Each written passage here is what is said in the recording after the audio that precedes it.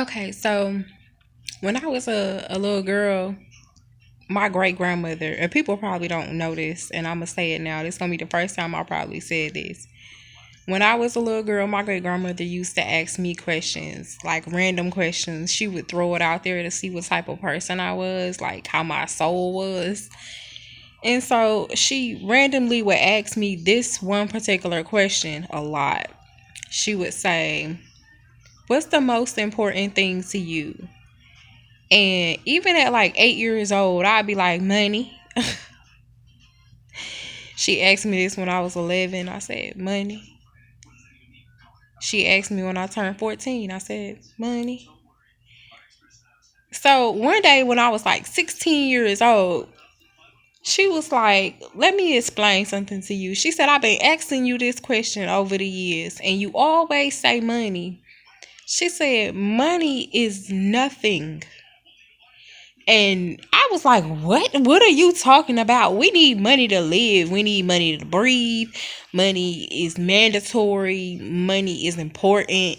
Without money, blah, blah, blah." I was young, right? So she told me, she said, "Your name is the most important thing in the world." And she taught everybody in the family this, and we know that. But she said, "Without a good name, you have nothing, okay?" But the second thing she told me besides your name is family. She said, "If you don't have family, you don't have anything." And I used to be like, these people crazy. Folks will come and go. Even your family lie on you. They'll steal from you. They'll, just treat you wrong, talk about you behind your back. But, and you supposed to respect them because they blood. But she always would tell me, like, your family is blood. It's thicker than anything else, and that's the most important thing is family. So I didn't understand it, and I moved down to Houston in 2006, and I have been down here since 2006 with no family. My mom came down here. I was blessed and thankful to move her down here for Mother's Day 2 years ago. She passed away after being here for 2 weeks. But I was able to, get her an apartment and buy her furniture and do all of those things for her. And we spent a good 2 weeks together, and she passed away. So, my mom was the only one that moved down here, and I had waited on her for 10 years to get here. It was like, it was really 10 years. And she finally came in 2 weeks, and she passed away.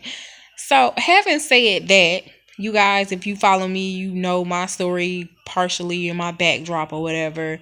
Family is very important. Family is very, very important. And I just saw a lady on Instagram. She's pregnant. She's been waiting on her daughter. She's overdue. And so it just made me think about how important family is, because I spend a majority of my time talking on the phone to my friends or making these videos or, just doing, whatever I have to do throughout the day. But family is the most important. Most of my family is still in Ohio and other parts of the country. But for the most part, you know, I don't have no family here. None. And I have friends, and they have kids and homes and the whole family setup, and I'll go over there every now and again or something like that. But I don't, even in this day and age, like, I have no desire to have children, because I made a pact with myself. I said, if I get to 35, and I'll be 35 this year, God willing, be 35, I have no desire to have children once I get to this point. And it's not that I don't think that my body can withstand. How women be like, "Oh, my clock is ticking," and all of this stuff. I don't think it's anything like that. I don't have the patience. And I just, and it's not like I don't have patience for children. I just don't have the patience to deal with all the things surrounding it. Like, you got to actually carry this whole human being baby in your body for like 10 months. Oh, that's just stressful just thinking about it. Oh my gosh. And so I have no desire. So it's like, I was the only child. I am the only child. So how my generation, once I'm gone, there's no legacy. There's no legacy. So it's like, what type of decisions do you make in that instance? What do you do? Because you can get a puppy and name it after you, or what? Like, so maybe I have to start some type of foundation or something, because I really don't have a desire. But I just wanted to come on here and say that family is the most important thing, and I truly believe, because for people who don't have children and stuff like that, you have to kind of conduct your business in a totally different manner.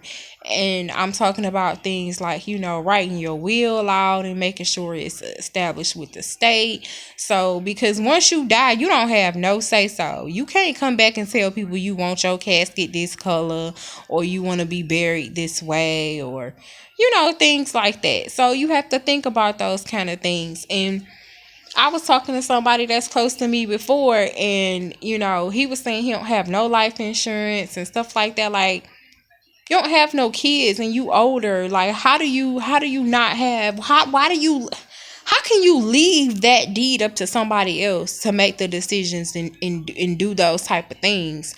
I don't think that people should do that. So moral of the story is family is very important, because you confused with your brothers and sisters, cousins, uncles, whoever, aunts, and you know what I'm saying, they'll still look out for you when you gone. But if you don't have anybody, it's a total different path. It's a total different path that you have to walk, live, and abide by.